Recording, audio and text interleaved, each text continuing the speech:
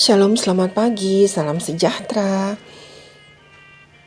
Senang sekali kita bisa bertemu kembali untuk mendengarkan renungan harian, lanjutan dari renungan harian yang diambil dari buku Jangan Kita Melupakan Sejarah. Judul renungan hari ini, Adventisme di Masa Perang bagian kedua. Saudaraku, ayat tema terdapat di dalam kitab Matius 22 ayat 21, demikian firman Tuhan. Berikanlah kepada Kaisar apa yang wajib kamu berikan kepada Kaisar, dan kepada Allah apa yang wajib kamu berikan kepada Allah. Mari kita dengarkan penjelasannya. Bagaimana seharusnya sikap seorang Kristen dalam hubungannya dengan militer? Itulah masalah yang dikemukakan James White pada tanggal 12 Agustus tahun 1861. Tanggapan pertamanya cukup lugas. Umat Advent tidak dapat menjadi sukarelawan untuk dinas militer karena tindakan tersebut akan menempatkan mereka pada posisi di mana mereka memilih untuk melanggar setidaknya 2 dari 10 perintah Tuhan. Tetapi bagaimana jika pemerintah merekrut seseorang? Bagaimana jika orang tersebut tidak punya pilihan lain selain harus mematuhi hukum negara? Untuk pertanyaan-pertanyaan tersebut, James White mengajukan saran yang tidak terduga dan kontroversial.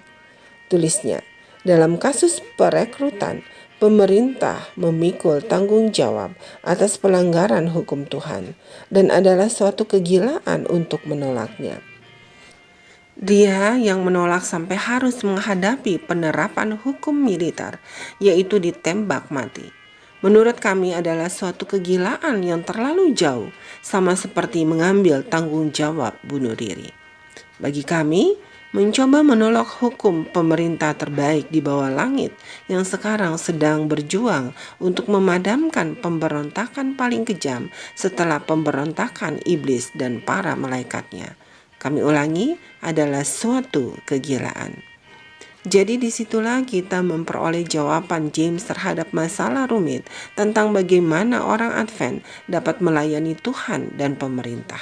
Singkatnya, 1. Umat Advent adalah warga negara yang setia kepada negara. 2. Umat Advent tidak dapat menjadi sukarelawan karena hal itu akan menempatkan mereka pada posisi yang mereka pilih untuk melanggar hukum Allah. 3. Tetapi jika mereka direkrut, pelanggaran hukum menjadi tanggung jawab pemerintah dan umat Advent harus tunduk untuk mengangkat senjata dan mengambil nyawa meskipun itu pada hari Sabat. Bagaimana perasaan Anda tentang argumennya ini? Bukti Alkitabiah apa yang dapat Anda kumpulkan untuk mendukung dan atau menentang logikanya? Bagaimanakah kita harus bertindak jika perintah penguasa bertentangan dengan perintah Tuhan? Sekarang kita harus ingat bahwa pada saat itu Amerika Serikat belum mengeluarkan rancangan undang-undang. Itu hanyalah sebuah kemungkinan. Namun, rancangan undang-undang itu harus direnungkan dengan serius oleh gereja Advent yang berusia muda, yang pada tahun 1862 masih belum memiliki General Conference untuk mewakilinya di hadapan pemerintah.